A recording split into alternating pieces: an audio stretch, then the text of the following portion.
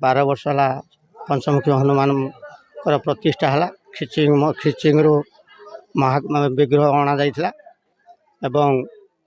तापर पर महादेव मंदिर मध्य कार्य चालुछि एवं शेष हवा उपरे आज यज्ञर प्रथम दिन ए दिन रे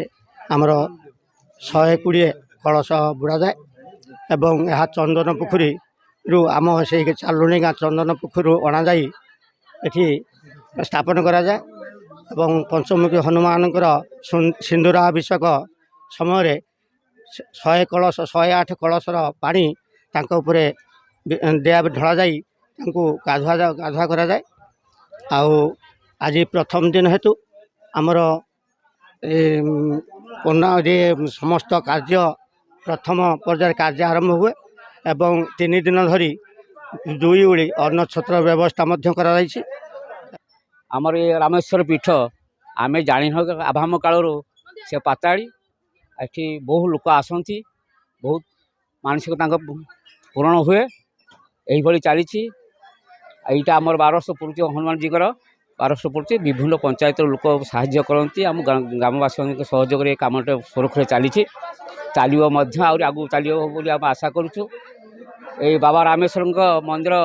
द्वारा दिन थिला यही ग्रामवासी साहाय्य एपर्यंत आमर देखु नूतन मंदिर तैयारी कलर होनी भावुँ आसंता वर्ष को आमर कलर हो मंदिर प्रतिष्ठा हम ता संग संग पंचमुखी हनुमान प्रतिष्ठा है पाखु 12 वर्ष धरिकी यज्ञ चालू अच्छी आमर 121 कलश बुड़ा जाउछि। आमे सब शोभा यात्रा आरंभ करी चंदन पड़ियारू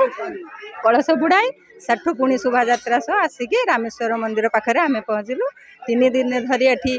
होची यज्ञ होची महा आडंबर पूर्ण रे होची बहुत लोक भी एठी होचंती 3 दिन धरी खिया पिया भल भाव रे चली। ये पंचमुख हनुमान महाप्रभु जेबे ठारू आसिले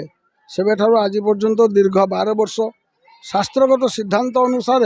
12 वर्ष गोटे जोग हुए तेणु हुए तो गोटे जोग हो गला तेणु 12 वर्ष धरी मु चली आज्ञा कमिटी सुंदर कमिटी अच्छा कमिटी जो कर्मकर्ता माने अच्छा से सब प्रकार सहयोग करती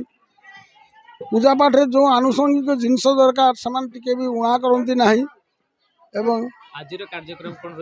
कार्यक्रम रही बर्तमान घट मान आसीगले तेणु कुंड संस्कार हेब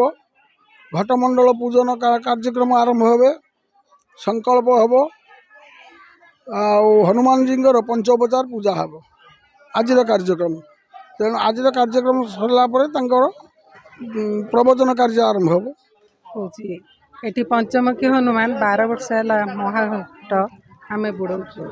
3 दिन धरी महोत्सव पालन कराई बड़ आकार खाइबा पीवा अन्न छत्र दि जाऊँगी आमे चंदन पोखरी घट